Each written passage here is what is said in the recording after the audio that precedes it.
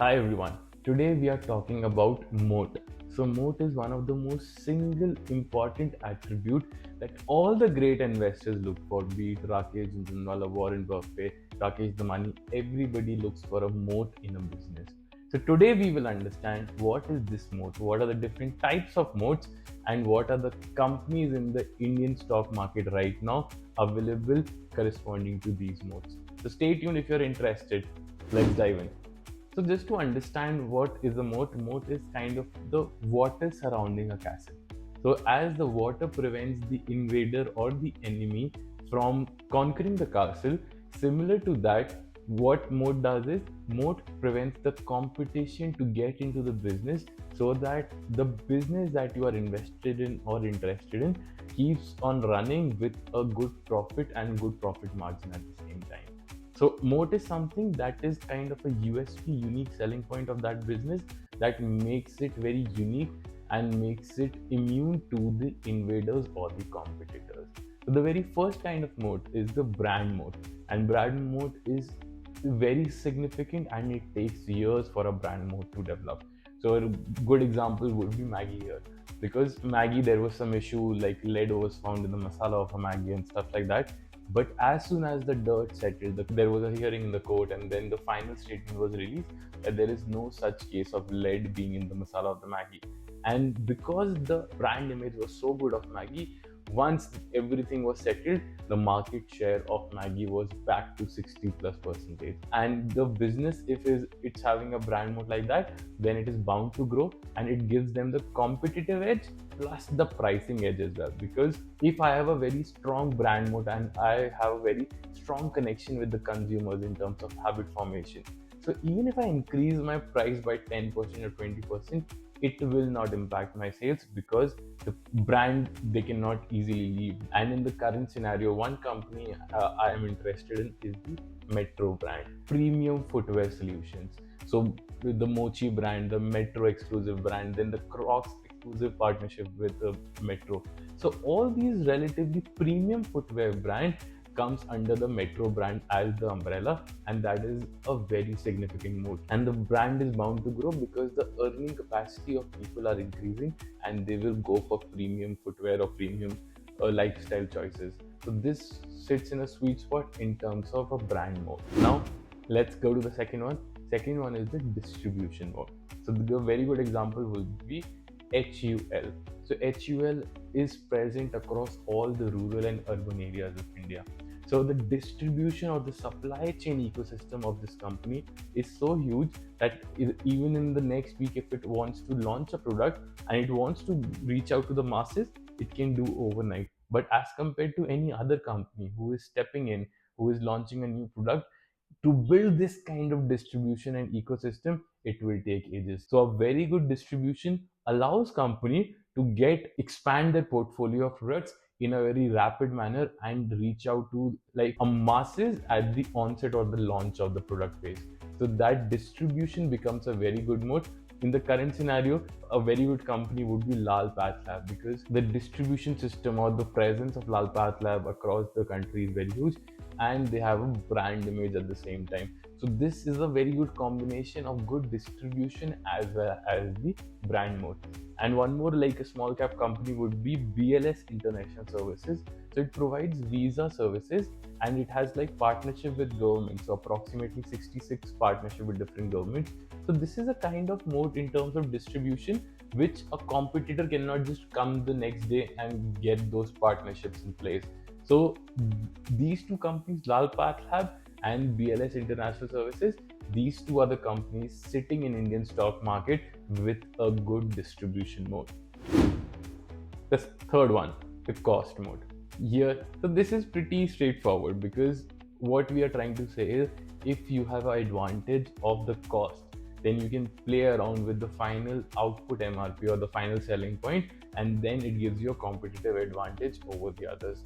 A very good example would be DMart here. So DMart breaks the cycle, excludes all the middlemen from the picture, and that's how he passes on the profit to the consumer, and the final cost that comes to the consumer is very low as compared to the other brand. So this was a good company in the past. Now, from a future standpoint, I see Siemens Because of the efficiencies in the system and their plant setup, the cost of producing cement is the lowest among all companies for Shree Cement specifically. So that becomes very crucial.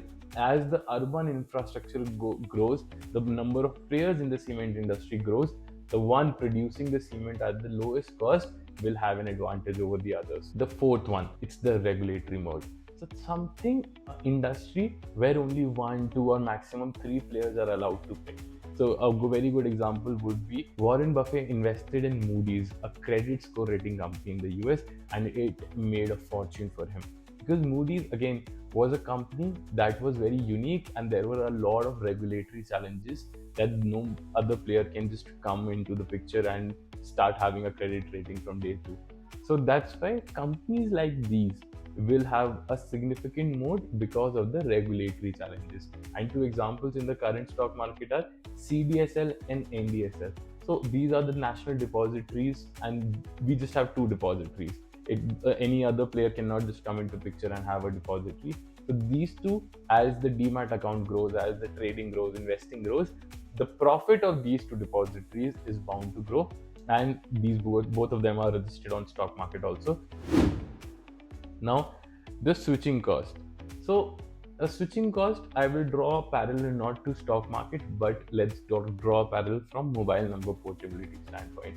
So earlier, if I was having a bad network of Idea or Vodafone or something like that, I had to still stick to that number because that number is present in my banks, my Aadhaar card, my friends, my relatives. So even though I'm not satisfied with the service, but I had to stick to that particular operator just because of the fact that my number has been circulated. So the cost or the effective burden or the friction to switch to a new number was very high.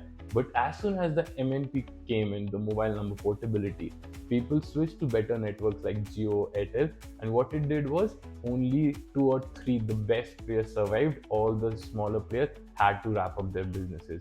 So very much similar, it can be in other ecosystems also. So like if I'm opening a bank account, I open a bank account with HDFC Bank and the service is good, everything is good. But the next day there is a bank who is offering a better rate of interest. So just because of the better rate of interest out there, I will not switch my bank account.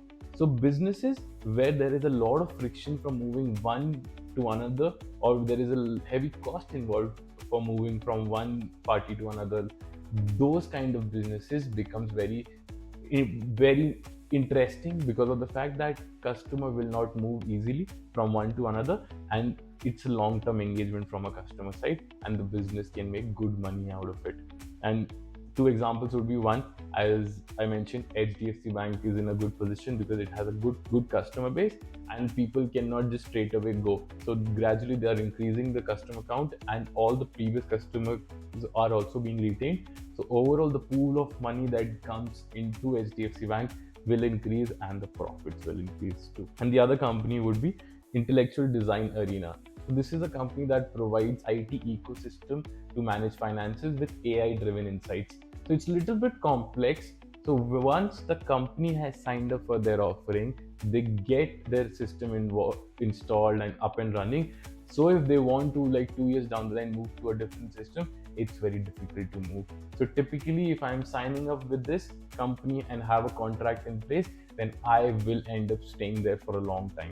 So this becomes a very good moat for this particular company as well. So overall, we will wrap this video by saying that moat is something that you should start with in a business.